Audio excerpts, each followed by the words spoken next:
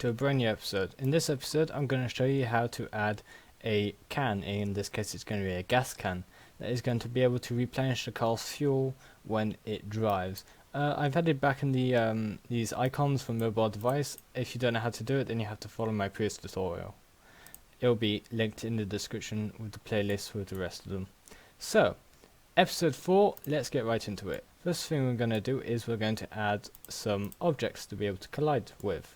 These are simple objects that I found on TurboSquid.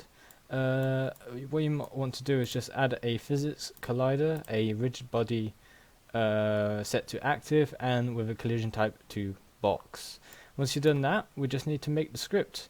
Now, we don't want to make the script for each individual collision, so we're going to make a general master script, and we're going to pass it down to each object, and that way we can have one script that controls all of the individual objects. Let me show you what I mean. Let's add a script. We can call it whatever, and we can go to the scripting area and select the trait we just made. First of all, we want this to be updated every frame, so what we want to do is we want to move it forwards. So we're going to translate it just like we did with the not with the car, actually, it's a bad example because the car isn't moving. We're going to move the objects forwards on the -x axis, and we're going to move it forwards 0.1.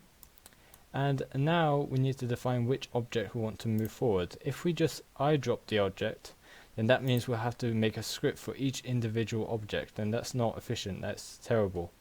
So instead we're going to use a special node called self object, and that node is going to find which object the script is applied to and get that object's name. So if we apply the script to this object, it's going to get the object's name.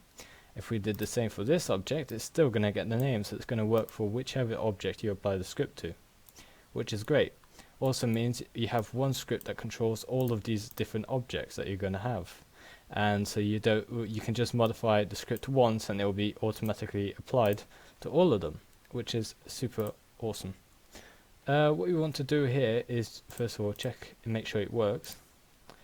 You have to apply the script obviously to both of the objects. This one is the one that I made it on, so we're just going to add the script on the second object and select it from the node tree.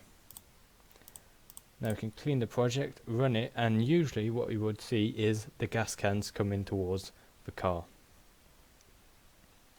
Both of them, not just one.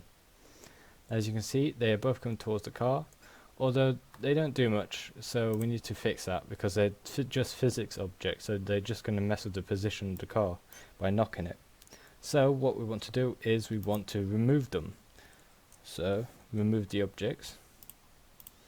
And the object we want to remove is obviously the one that is picked, the self. And we're going to do that not once it's updated, but once it's collided. So we're going to add a contact on contact node to figure out when it was contacted. And the contact object, in this case it's going to be the same one for each object, it's going to be the car. Once it has a collision detected with the car, it's going to remove the object. And the object, the object it's going to remove is the self, as in the object, the gas can, whichever gas can hit the car first, or just hit the car. So we can test that out now to make sure everything's working fine. And usually when we hit the gas can, well, the player is going to eliminate those gas cans. It's going to remove the objects.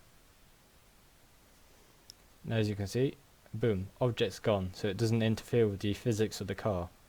And that is pretty much the basics. Next we're going to have to set up variables and numbers and things like that to make up fuel and other stuff like that. We're also going to be randomly spawning those gas cans in the next tutorial, so stick around and make sure you subscribe so you don't miss any of my videos. Thank you very much for watching.